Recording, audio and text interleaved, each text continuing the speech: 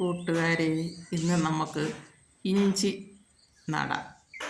ഇഞ്ചി കൃഷി ചെയ്യുന്നത് എങ്ങനെയെന്ന് ഞാൻ ചെയ്യണം എങ്ങനെയെന്ന് ഞാൻ എല്ലാവർക്കും പറഞ്ഞു തരാം. ഇതാ, തറയിൽ നട്ടാലായിട്ട് ഉണ്ടാവില്ല. അതുകൊണ്ട് ഞാനിന്ന് ചാക്കിലാണ് നടണത്. ചാക്കിൽ നടക്കുന്ന ഇഷ്ടം പോലെ കള പൊടിച്ച് കാട് കയറി കിടക്കണം. അതത്രയും പുഴുത് ആ സ്ഥലം വൃത്തിയാക്കി. അപ്പോൾ ആ പുല്ലും എല്ലാം പറിച്ച് നമ്മൾ ചാക്കിനകത്തിട്ട് ഇത് അടിവളമായിട്ട് ഇത് അഴുവി അങ്ങ് ചേർന്നോളം ചെയ്യും. നമ്മളെ സ്ഥലം വൃത്തിയാവുകയും ചെയ്യും.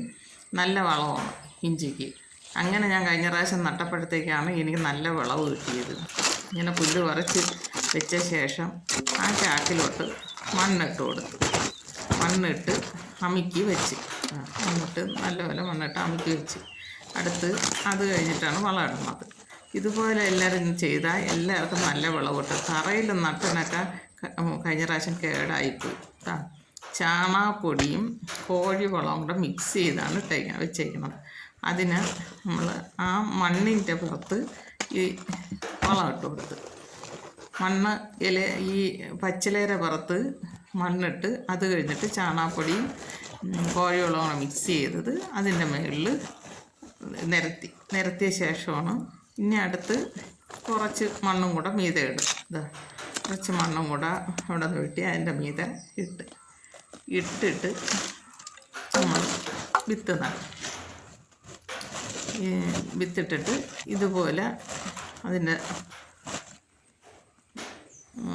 മണ്ണിട്ട ശേഷം നമ്മൾ വിത്ത് നടും.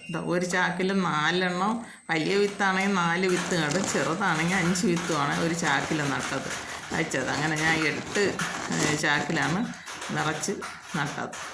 എന്നിട്ട് ഇതിൻ്റെ മുകളിൽ കരിയിലയിടും എന്ന് പറഞ്ഞാൽ വിത്ത് ഉണങ്ങിപ്പോവാതെയൊക്കെ ഇരിക്കാൻ വേണ്ടി. ഇപ്പം മഴയുള്ളതുകൊണ്ട് പൊടിക്കും. എൻ്റെ ഈ വീഡിയോ എല്ലാവർക്കും ഇഷ്ടമായെങ്കിൽ ലൈക്ക് ചെയ്യുക, ഷെയർ ചെയ്യുക, സബ്സ്ക്രൈബ് ചെയ്യുക. എല്ലാവരും ഇത് കണ്ടു നോക്കിയിട്ട് ഇതുപോലെ ചെയ്യണം. ഇതിലൊരു ചാക്കിൽ ഇതുപോലെ നട്ട് കഴിഞ്ഞാൽ അടുത്ത പ്രാവശ്യം നല്ല വിളവ് കിട്ടും.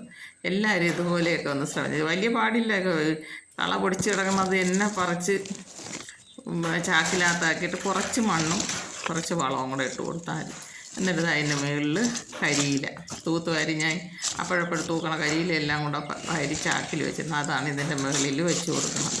വളരെ പെട്ടെന്ന് തന്നെ നമുക്ക് ഇതുപോലെ ചാക്കിൽ നട്ടെടുക്കാം. അതിൻ്റെ പഴയ ചാക്ക് ഏതായാലും മതി. അല്ലെങ്കിൽ ഗ്രോ ബാഗ്, ഇപ്പം ചാക്കുള്ളതുകൊണ്ടാണ് ഞാൻ ഗ്രോ ബാഗ് എടുക്കാത്തത്. അതുകൊണ്ട് ചാക്കിൽ ഒരുപാട് ചാക്കുണ്ടായിരുന്നു, അതിനകത്തോട്ട് ഇങ്ങനെ നടാം. അപ്പോൾ ഇത് കോഴികളൊക്കെ കൊണ്ടുവന്ന ചാക്കായതുകൊണ്ട് ഗ്രോ ബാഗിന് പൈസ കൊടുക്കണ്ടല്ലോ. ഇതുപോലെ എല്ലാവരും ചെയ്ത് നോക്കണം.